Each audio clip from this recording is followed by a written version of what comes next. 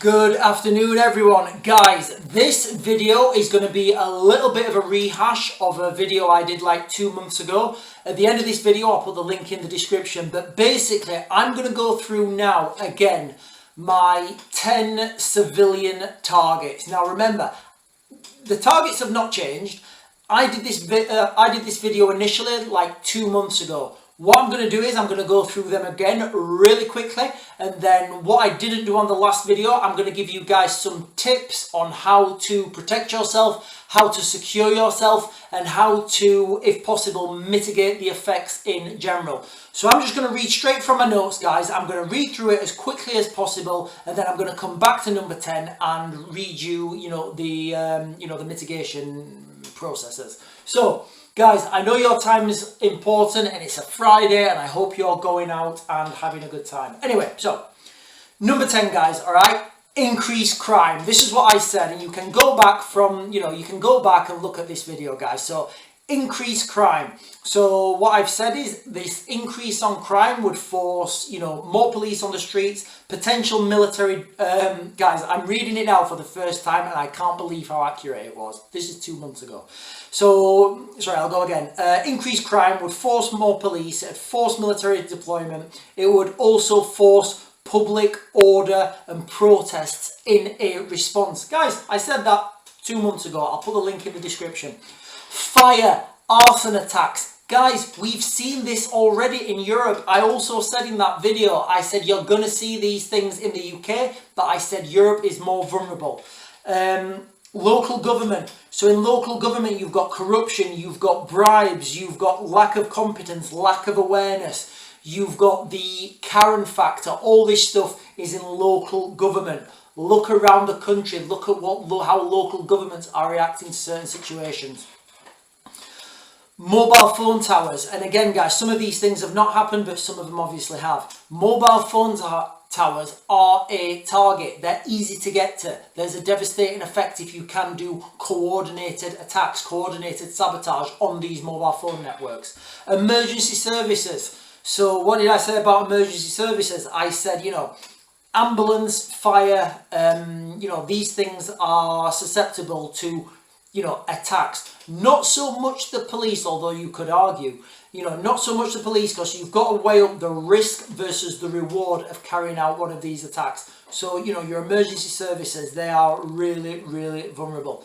Schools, doctors, clinics, your local, what's the word I'm looking for? Your local amenities that have, that have a big effect. Like if you need medication for something, if you need medication for whatever, and your local pharmacy is closed because of whatever reason, then that's going to have a huge effect on that community. Not only is it going to have a huge effect on that community, it's going to have a big effect on the surrounding communities when people try to get their medication from other places. And again, what we've seen in France will happen here. But in the sense that there will be coordinated attacks. So rather than just take out one pharmacy, they'll take out as many pharmacies as they can. What number is that? Yeah, sorry. Also with that, you've got schools, doctors, clinics, hospitals, all these things are highly susceptible for, vandalism and these soft targets. Gas and electric. I kind of put these in the same category, but I think electric's more vulnerable than gas.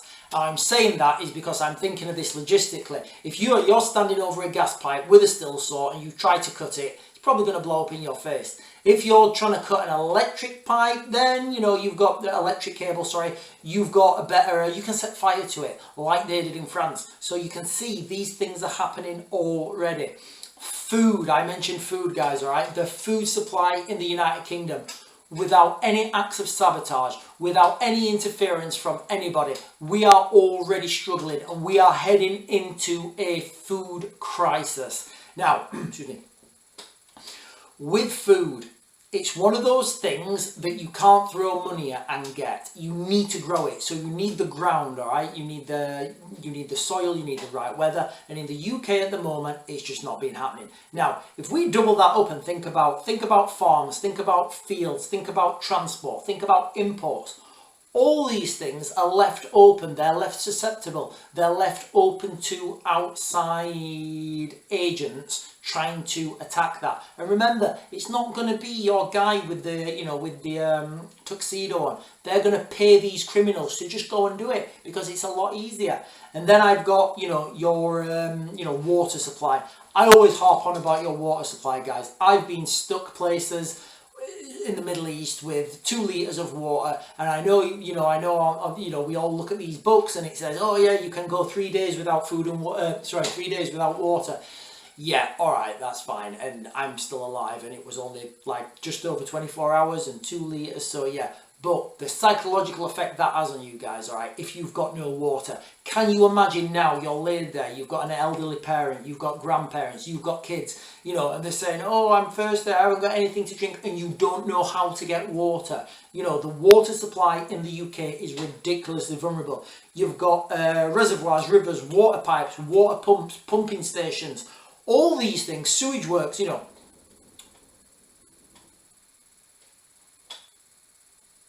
I just heard something very weird upstairs. Anyway, you've got all these things that are very susceptible to to a still sword, to an axe, to acts of vandalism, acts of sabotage. And remember, once these are coordinated, they have the order of magnitude, the effect that they have is just increased massively. And then as the last one, guys, I've got cyber, because cyber attacks, they affect everything. And as you've seen over the last couple of months, last couple of weeks, whatever, we've seen these, systems not going down, and they always say, oh no, it was a system updating, or it was a new piece of software. I don't know whether this is true. I really don't. But a private company is never going to admit to a cyber attack because they will lose so much money. Right, guys, I'm going to go right back to the beginning now and give you how you guys can... I'm down here, Sarah, hang on. Sarah's just come in. Guys, I'm going to go from 10 back down to 1, and I'm going to tell you guys how best you can mitigate against these. So, number 10, increase in crime. Guys, you need to stay out of these big cities, stay out of these big crowds. Have yourself, go look at my last videos. In fact, I'll put that at the end, guys. My hibernate, relocate, evacuate video. You need to have a system in place where you can do all that and make sure it's communicated. Arson, fire, there's not really much we can do about this, unless we're living in one of those places that's at high risk. So if you live near, a woodland area that's particularly dry, not that much in the UK at the moment, or any other area that you deem a fire risk, a fire hazard, or something of critical importance, then you need to take measures to try and, remove as much of that flammable material, remove as much risk from the hazard as you can. Local government and bribes. Guys, again, with this, there's not really much we can do about it, but we just need to be conscious of it. Don't think that because someone's in local government that they're not on the take. Don't think that somebody's not bribed them.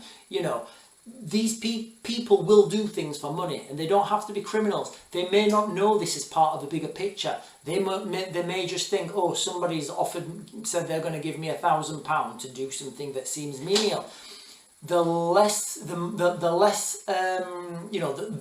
epic you make that sound, the more likely that person is to capitulate. Mobile phone towers and cell towers. Try and have a spare network. If you've got a mobile phone, and I'm sure you have. Most mobile phones now have 2 SIM cards. Just try and get 2 SIM cards and have them on different networks. Now, I'm not saying that if a cell tower goes down that one of those networks will work, but it's having redundancy, it's having another way to deal with that. Also, if the cell towers do go down and you can't get communications anywhere, think about that beforehand and try and put in place a lost communications plan with you and your family. For example, okay, if all the internet goes off, at whatever time, whatever place, we're all going to come back to this house and we're going to meet here. If somebody's not back within a certain time, we're going to go looking for them. Something like that, guys. You need to make that plan yourself. Emergency services, ambulance and fire I'm talking about here now, guys. If these things do start to have physical attacks and people start to make, cut the tyres on ambulances, cut the tyres on fire engines, all right? What you need to do is you need to be your own emergency services. So you need to be able to be competent at first aid, competent at putting fires out. Try and mitigate the risks that you're ever going to need them in the first place. And that's just common sense, guys, all right? Always have spare medication if you need it. Always take water with you. Always take a breakdown kit in your car. Simple stuff that you're not going to have to phone, you're not going to have to phone the the emergency services. Schools, doctors, clinics. Now, other places of importance in your community.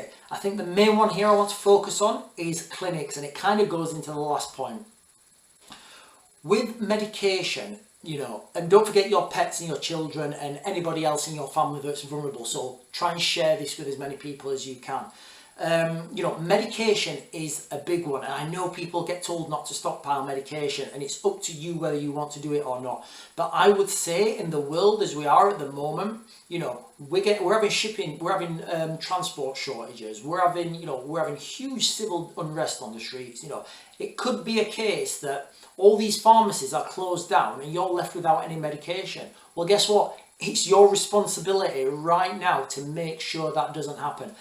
And I don't know how that's going to happen. Like, either go find somewhere that you can get it from that's got a good supply. Find out if the pharmacy that you use, if they have a good supply of it. And if not, try and get that now if it's applicable to you.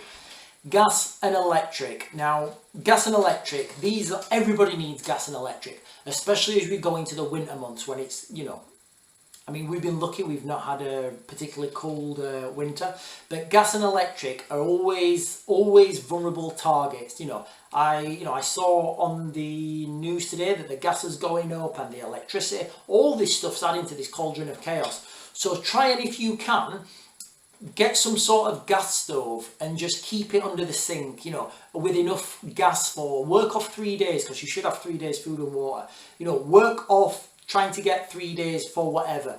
On our other platform, we've got some solar lights, we've got some wind up radios and stuff, that sort of stuff. So just think now, wherever you are in the country, wherever you live, whether that's an apartment, a flat, we're British, a house, a terraced house, out in the country, whatever. Just think, right, if the electricity went off now, how would I cope? How would I, how would I cook? How would I feed my kids? How would I wash? How would I, all this stuff, guys. And then try and put things in place to deal with that. There's a lot of camping stuff that's out there, readily available now. The problem will be, if these things start to happen and move forward, then everybody's going to be trying to get that kit and equipment, and it's just going to go off the shelves. Remember what we had a couple of years ago with the toilet roll, and toilet roll became the hottest property in the country. Food is a huge problem, and I think we're going to have food shortages. Nobody's going to go hungry, I don't think, in the UK, but I think we're going to have food shortages, in the sense that we've got all these things heading towards it at the moment. This is without sabotage. We've got a food crisis. Ukraine used to supply 10% of Europe's food. Obviously, that's drastically reduced. The whole of Europe, I think, has had a wet season. The UK has had a ridiculously wet season. So this year's harvest is going to be low anyway. Go to the supermarket now and look at the prices of things you used to pay for like a year ago, and look how much the price has increased. So if you can stockpile as much food as you can now, obviously that's going to be a lot better for you in the future. If these things do start to happen, we're starting to look at sabotage, and we're starting to look at food being contaminated with whatever, you need to really start thinking about, right, me and my family can go on hard routine, we can just eat tinned food for X amount of, whatever that is, it's up to you, for an amount of time. Water. The water supply is my biggest fear in the United Kingdom. It's already underinvested. It's already failing. Look what happened in, what was it, Thames Water or whatever it is. They were literally putting poo in the water, and then when people were complaining, they were saying, oh, just boil it, it's fine. Okay, no, don't get poo in my water. So that's happening without anybody going and putting a sledgehammer through any pipes. That's happening without anybody cutting a hole in one of the pumps. So you can imagine if there was, like there's been in France, a coordinated attack on the water system. Reservoirs, rivers, pipes, pumps, pumping stations, these long pipes that you've got just in the, random pipes that connect villages. These things are easily available, and don't think that our adversaries don't know where they are, because they know exactly where they are. And all it'll take is to pay some sort of criminal gang to go out there, and they won't even know that they're doing something from a nation sabotage. All they will be told is, hey guys, listen, you know what? My cousin Vinny or whatever, he had a bad fall with this water company. Can you, on this date, just go and cut that pipe and I'll give you 10 grand? Or whatever, I don't know. And they'll say, oh yeah, cousin Vinny, let's stick it to the man. They'll cut that pipe. They won't actually know that this is part of a coordinated attack. That, and that is the kind of the terrifying thing, or the genius, whichever way you're looking at it. So how do we mitigate against that? Get some bottled water. All right, that's the first thing. Get 3 days bottled water. Work on 3 litres per person per day for bottled water. Now, the next one up from that, guys, all right, you need to be able to filter and process your own water. There's 101 different ways you can do this. You can boil it, filter it, boil it.